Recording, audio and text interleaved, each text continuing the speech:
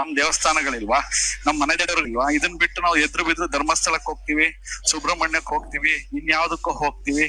So ಇದನ್ನ ನಾವು ಕಡಿಮೆ ಮಾಡ್ಬೇಕು. ಒಂದು, ಇವತ್ತು ಕನ್ನಡ ಟಿವಿ ಮಾಧ್ಯಮಗಳಲ್ಲಿ ಬಂದು ಮೆರೀತಾ ಇದ್ದಾರೆ, ಅವ್ರನ್ನ ನಾವು ಪ್ರಮೋಟ್ ಮಾಡೋದು ಫಸ್ಟ್ ಕಡಿಮೆ ಮಾಡ್ಬೇಕು. ಅದ್ರಲ್ಲೂ ಜಿ ಕನ್ನಡ ವಾಹಿನಿ, ಆಯ್ತಾ, ಅವ್ರನ್ನ ನಾವು ಎಷ್ಟು ಕಡಿಮೆ ಮಾಡ್ತೀವೋ ಅಷ್ಟು ನಾವು ಒಳ್ಳೇದು. ನೋಡಿ, ಮುಂಚೆ ಎಲ್ಲ ಬರೀ ಕರ್ನಾಟಕದ ಇಲ್ಲಿ ನಮ್ಮವರು ಎಲ್ಲಾ ಕಾರ್ಯಕ್ರಮಗಳಲ್ಲೂ ಇರ್ತಿದ್ರಿ. ಯಾವಾಗ ಅನುಶ್ರೀ ಎಂಟ್ರ್ ಆದ್ರೂ ಎಲ್ಲಾ ಆ ಕಡೆಯವರು ತುಂಬ್ತಾ ಇದಾರೆ. ನೀವು ಅಬ್ಸರ್ವ್ ಮಾಡಿದೀರಾ ಜಿ ಕನ್ನಡ ವಾಹಿನಿ? ನಾವು ಫಸ್ಟ್ ಇವುಗಳನ್ನ ಎಲ್ಲಿವರೆಗೆ ನೀವು ದಕ್ಷಿಣ ಕರಾವಳಿ ಕಡೆ ನೀವು ಟ್ರಿಪ್ ಹೋಗೋದು ಎಲ್ಲಿ ತನಕ ನಮ್ಮವ್ರು ನಿಲ್ಸೋದಿಲ್ಲ, ಅಲ್ಲಿ ತನಕ ಮಂಗಳೂರಿನವರ ಸೊಕ್ಕು ಮುರಿಯೋದಿಲ್ಲ. ಇದು ಯಾವತ್ತೂ ನೆನಪಿಟ್ಕೊಳ್ಳಿ. ನೀವು ಹೇಳಿದ್ರಲ್ಲ ಧರ್ಮಸ್ಥಳದ ಬಗ್ಗೆ, ಅದು ತಪ್ಪಲಿಲ್ಲ. ಆಕ್ಚುಲಿ ದೇವ್ರ ಬಗ್ಗೆ ಎಲ್ಲ ಬಿಟ್ಬಿಡಿ. ಆಕ್ಚುಲಿ ಲೈಕ್ ಸರ್, ದೇವ್ರ ಮಾತಾಡ್ಬಿಡಿ ಸರ್. ಆದ್ರೆ ಇವ್ರು ಮಂಗಳೂರು ಏನಂದ್ರೆ ಅವ್ರ ಏನ್ ಅನ್ಕೋಬಿಟ್ಟಿದ್ದಾರೆ, ಕನ್ನಡ ಮಂಗಳೂರು ಸಪರೇಟ್ ಆತರ ಅನ್ಕೊಂಡು. ನೋಡಿ ಸರ್, ಒಂದ್ ನಿಮಿಷ ಹೇಳ್ತೀನಿ ಕೇಳಿ. ಮಂಜುನಾಥ ಸ್ವಾಮಿ ದೇವಸ್ಥಾನ ನಿಮ್ಮೂರಲ್ಲೇ ಕಟ್ಸ್ಕೊಳ್ಳಿ ಸರ್, ಯಾರು ಬೇಡ ಅಂತಾರೆ? ನೀವ್ ಯಾಕೆ ಕರಾವಳಿಗೆ ಹೋಗ್ತೀರಾ?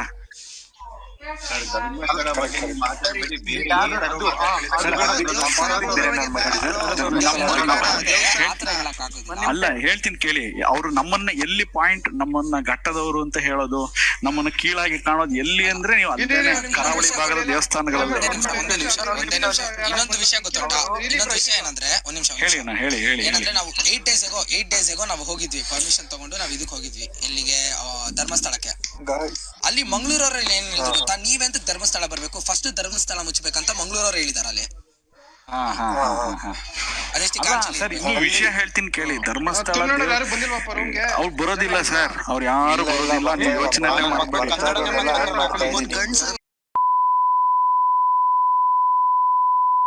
ನಿಮಿಷ, ಹಲೋ, ಆತರ ಕೆಟ್ಟ ಭಾಷೆ ಬಳಸ್ಲಿಕ್ಕೆ ಹೋಗ್ಬೇಡಿ. ಅವ್ರು ಯಾರು ಬರೋದಿಲ್ಲ. ಒಂದ್ ಹೇಳ್ತೀನಿ ಕೇಳಿ, ಅವ್ರು ಯಾರು ಬರೋದಿಲ್ಲ.